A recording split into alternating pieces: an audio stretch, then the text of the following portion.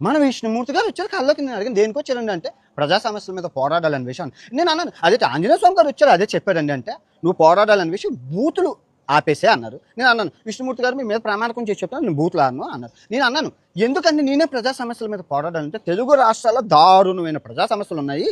బత్తాయి రంగులో కాషాయ వస్త్రం మతం మొత్తులో చాలా చాలా అన్యాయాలు అక్రమాలు చేస్తున్న వాళ్ళందరినీ నువ్వు ఎండగట్టాలని విషయం. నేను అన్న నేనే ఎందుకు ఎండగట్టాలి అంటే నీకు పిల్ల జల్ల పెళ్ళి పెటాకులు లేవు, నీకేం నువ్వెవరికి భయపడవు, నువ్వైతేనే కరెక్ట్ అందరికీ ఎండగట్టడానికి. నీ వీడియో వచ్చిందంటే అది ఒన్నులో వెనుక పుట్టాలి, నువ్వే చేయాలని విషయం అన్నాను. ఇంకా అన్న ఇంకేటి చేయాలండి అని అడిగాను. ఎందుకంటే ఆంజనేయ స్వామి గారు వచ్చారండి, ఆయన కూడా ఇవే చెప్పారు, మీరు కూడా అవే చెప్తున్నారంటే ఏ దేవుడే వచ్చినా మేము అదే చెప్తా ఉన్నారు. ఇంకెవరెవరు వస్తారు అన్నారు.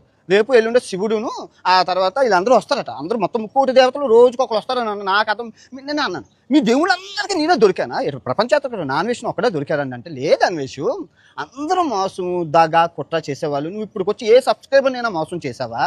సబ్స్క్రైబర్లే ఫాలోవర్లే దేవుళ్ళు దేవుళ్ళు అంటావు, వాళ్ళతో ఎప్పుడు వ్యాపారం చేయలేదు, అంత మంచోడివి.